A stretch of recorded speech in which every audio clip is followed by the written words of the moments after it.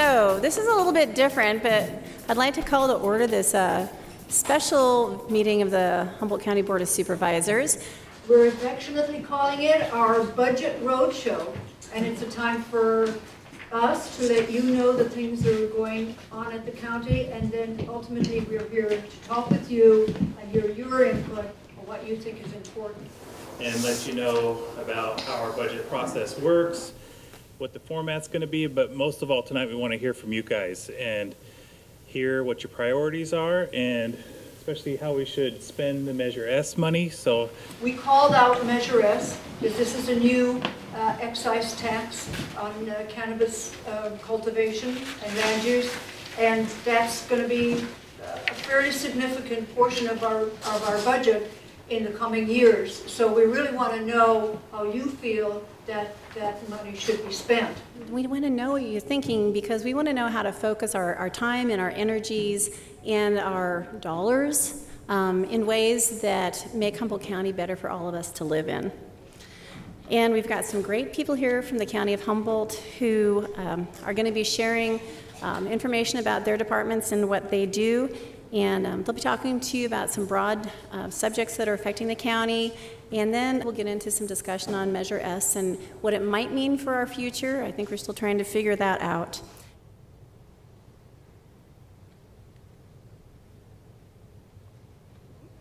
So the Medical Cannabis and Regulation Safety Act was signed by the governor in 2015, which provided a regulatory framework for medical cannabis. Contained within that act was the ability for local governments to levy taxes to the cannabis industry after voter approval. In 2016, the Board of Supervisors placed Measure S on the ballot, and Measure S passed with a 2-to-1 margin. On the same ballot, the Adult Use of Marijuana Act was passed, which made recreational cannabis legal in California. Here's the basic tax structure of Measure S. If you have an outdoor grow, and it must be permitted, by law we cannot tax unpermitted grows. Some estimate that there are as many as 10,000 to 12,000 grows in Humboldt County. We think that we can get about 80 permits processed in fiscal year 2017-18, and planning and building, if they can do more, they will do more. They're dedicated staff. And we estimate that this is going to bring in a little over $2.2 million in fiscal year 17-18. To give you a sense of where we stand when it comes to permitting, here's the scope of what we're dealing with. Our planning and building folks went out on a hard charge, and they did a lot of recruiting efforts for folks to apply for permits. And in total, we received 2,300 applications. However, just 84 of those applications that were submitted are complete, so that's just 3.5%. And we'll get into some of the reasons that that percentage is so low in a minute. So to date, planning has issued 19 permits. When it comes to collection of the tax bills will be sent out at the end of March and November of each year. I'm not sure who here has seen the list of requirements that comes with a cannabis cultivation permit, but the list is relatively extensive. If an applicant does not meet a requirement, they must complete that requirement before they can move on to another. And obviously that also involves other agencies outside of the county, and so there's a lot of time that's invested into getting a cannabis permit. All of this is to say it takes a significant amount of time and work to permit those involved in this newly regulated industry, and it's important to keep our expectations grounded as we work through this new regulatory framework. In summary, interest in coming into compliance appears to be high. It will take several years before the county is fully able to realize the benefits of Measure S in both revenue and community impacts. And regarding the state of our county, our fiscal situation looks good, and we still do have some unknowns. We're optimistic, but we still need to be cautious as we move forward. And with that, I will be turning this over to Heather Equinos. Thank you very much. Measure S, Services and Strategies, is the document that I'm going to be talking about. So on that document, it shows you 7 potential service areas within which Measure S funds could be spent. And so the goal of the next portion of the meeting is for you to have small group conversations about 2 of these areas that are most important to you. So if you could please scan that list and answer for yourself the question, where do you want to spend 2 15-minute rounds of conversations. That's what we're going to do next.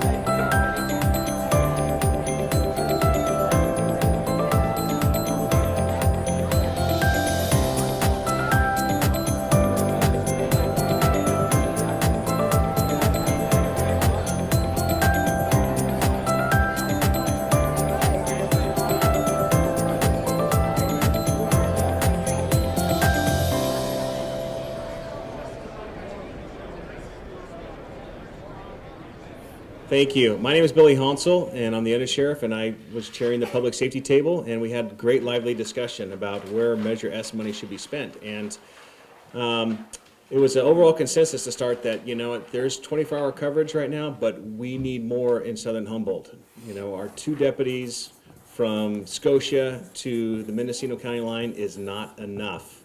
I get that. And so one of the first priorities is manpower. Use Measure S money for manpower to aid in the sheriff's office and the calls for service. So that's a really, really high importance of that. So that came out through both sides. Another thing is permit enforcement. The only way to guarantee that we're going to get more tax revenue is get more people into the system that are growing marijuana. Right now we have 20% of the grows that are actually going into compliance with state law. Let's put money towards enforcement, which will generate ultimately more money in the long term, and then get these bad players that are on the black market, get them out of the county. Get them out of the county. Let's benefit the people that are going through the county law and the state law. Let's benefit those people. So one thing that was really important is that this money should be returned to the rural parts of the county. That's the money where all the money is being generated in the rural parts, so they should see the tax benefit from it. So return to the source was really our first key component here, key idea that we want to bring back. One thing that Southern Humboldt needs is a civic center that houses these things, a mental health component, the sheriff's office with a holding cell, so guys don't have to transport people all the way to from Southern Humboldt down to the main jail. You know, keep them here, and if it's just a drug issue, let's get them treatment while they're here. If it's a mental health issue, let's get them treatment while they're here. So that kind of facility it would be really ideal.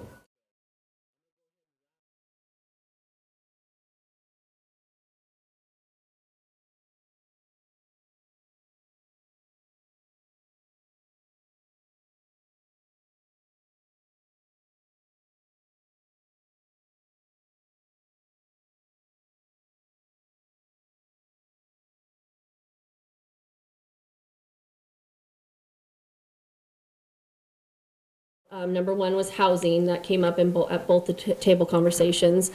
There's definitely a shortage. We're hearing from the community and industry, and particularly a healthcare field in recruiting professionals. A cannabis marketing and branding campaign that we're well positioned to embark on something like that for Humboldt County. See recruiting healthcare professionals from those that deal with from birth to death, basically. We need a wide range of folks. We need mental health professionals.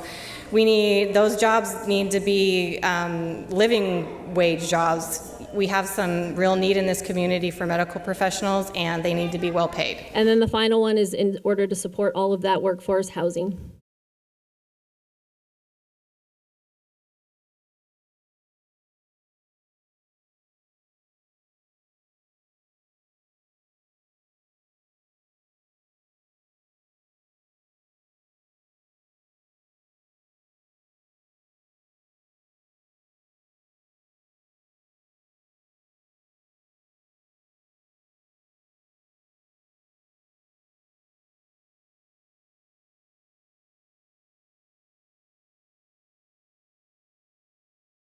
The pretrial diversion program, everyone was really interested in more restorative justice, trying to help people stay out of the criminal justice system.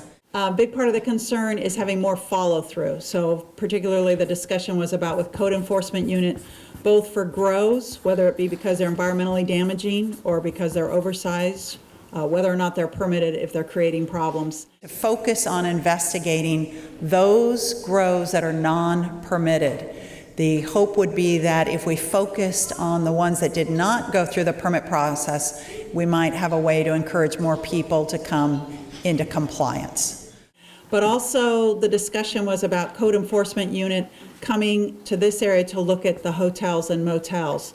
Some of the concerns about what's taking place there between drugs and sex trafficking. And then a huge focus is the environmental cleanup. One of the areas that we talked about is we have a lot of community groups, we have a lot of citizens who are already working really hard to do this, maybe reaching out to them, learning about some of the issues, but also consider maybe using them for this cleanup, with the idea being that maybe the funds could help with the dump fees. You know, we have butane canisters, they're very expensive to get rid of because they're hazmat. We have people who, various places in the community go out and do major cleanup, and then they're stuck after they've volunteered their time, volunteered their efforts, paying for what do you do with those items that have now been cleaned up. So those were the priorities of my group.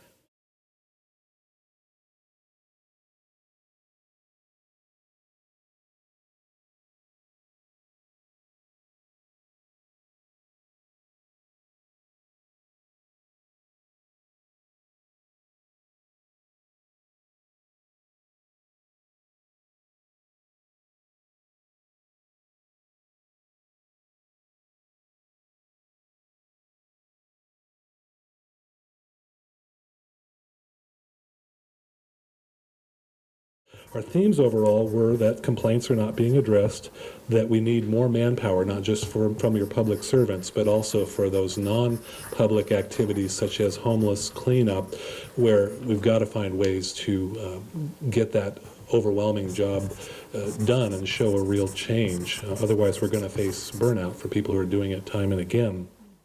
I was surprised there were some gung-ho people in my group that really want greater enforcement from the different agencies. So I'm not just talking about environmental health, I'm talking about Sheriff's Office, Code Enforcement, CAL FIRE, Regional Water Quality Control Board, Planning and Building, the coordination of these agencies so that we can do pre-meetings, have transportation, have the time and the staffing to go out and do enforcement on the illegal grows. We should be working very hard for compliance through education. We already do that with the other agricultural industries that we regulate, and they feel very strongly that it's important that we work with growers for compliance in order to improve conditions in the environment when they're substandard or operators are not performing as they should be in the environment. Cleanup and restoration of orphan funds. Sometimes sites are abandoned and there's legacy contamination left in the ground or in the creek. We want to see that those are cleaned up, and it'd be nice to have a rainy day fund to take care of these sites.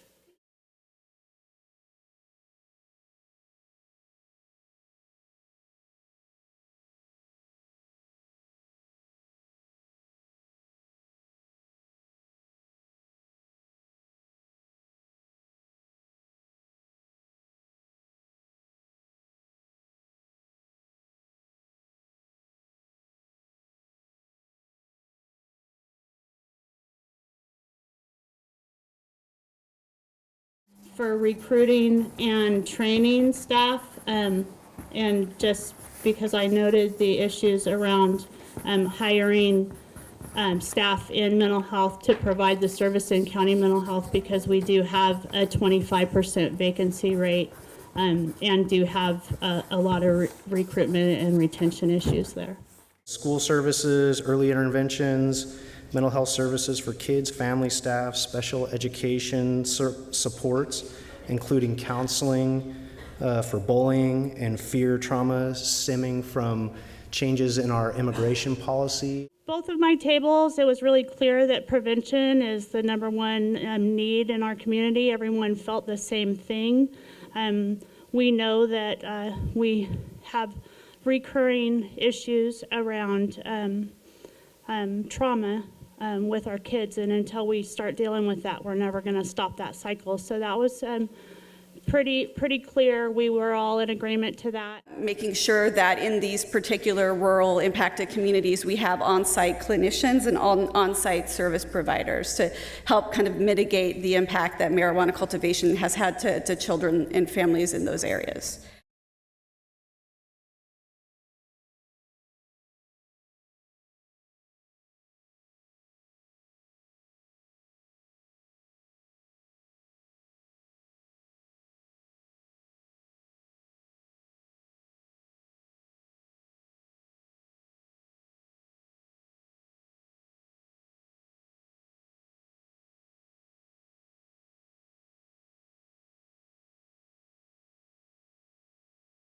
So we had a lot of really healthy discussion. I think it really did reflect the issues that are particular to Southern Humboldt. One of them was that we just need more localized AOD, or alcohol and other drug treatment generally. So everything from just regular outpatient counseling to co-occurring disorder counseling, which is for those with mental health disorders as well, to a piece of the rehabilitative program that's successful in Eureka for moms with young children, perinatal services. So it's really generalized. And lastly, it was residential treatment for mothers with children. So I think that kind of speaks for itself. That would be expanding on residential drug treatment services at this point, #1. Second priority was residential treatment where people could bring children with them. That's trauma informed. This is a really educated group, by the way. We had one program here at Healthy Moms that did do residential treatment for mothers with young children under 5. It was a perinatal program, excellent program, but the funding ran out. We certainly have a need in our community for treatment where mothers can stay with children. That would then prevent the children from having to experience the trauma of being separated from mom. They could also learn how to recover together, which is really kind of a good idea. So that was #2. The second thing that we found was really needed is housing, and you see that in a number of these different areas. Transitional housing for people that get clean and sober or want to get clean and sober, whether they've been in treatment or not, is really critical. So having some kind of resource where they could do that and get supportive services to help them stay clean and sober, or help them address their mental health and drug and alcohol stuff after they get clean and sober, is really critical.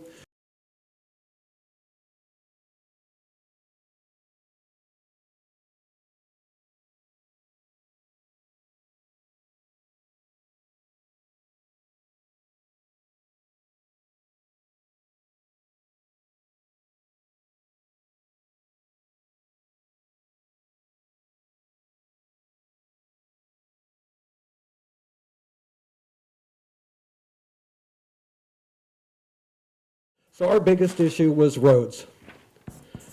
Second priority was roads. The other major issue, though, is return to source. Return the funds to the roads that are generating the money. Those roads are getting beat up with soil trucks and all kinds of different things, and the money should be returned to those roads.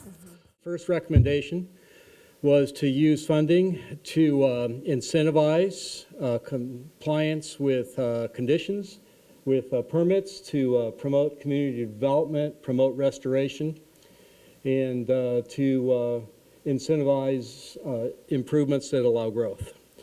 That's a lot, I know. Finding ways for improved low-income housing was a priority for our group as well. Finding ways to either rehabilitate structures or find ways to effectively provide places for some of the homeless and less fortunate in the areas to have a place to stay.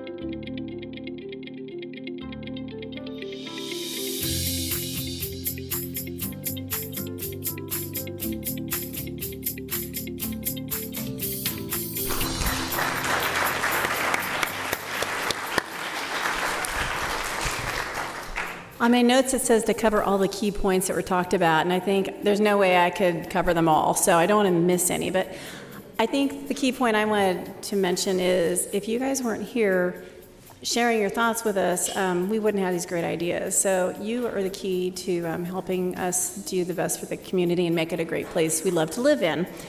And this is what this is all about. So I really, really appreciate you, the people who took the trouble to come down here this evening and represent your community, because you're spokespeople for the people who are out there who may watch this on TV or listen on the radio. But the bottom line is this is teamwork, and I really, really appreciate everybody stepping up. And Under Sheriff Billy HONSAL, thank you for coming, and DA Maggie Fleming, we really appreciate you guys attending tonight. And to all the department heads and your staffs, we really do appreciate it. This is a really great forum, and I'm looking forward to seeing how all this shakes out. I don't think that we've ever gotten this kind of high level, very intelligent feedback before. We've got a good team at the board, and we really want to hear from you guys. It was a big decision to bring this presentation here, and everybody I've talked to from the county says they're glad they came, and so am I. So I really want to show a great deal of appreciation. Do reach out to the supervisors, whichever way is the way you prefer, what's easiest for you. I just started doing the Twitter like a week ago, so it might not be the best way to reach me yet. But yeah, so all these are good, and we do appreciate hearing from you and all your supervisors. I think the Humboldt County Board of Supervisors, we are all very engaged in the community, and we are part of the community, and so please do reach out to us. Thank you all for showing up. Thank you to Heather, and we'll take all of this into consideration and move forward. I was here to see it all. I'll be at the one in Sequoia as well. So thank you again to everybody. Really appreciate it. And good night.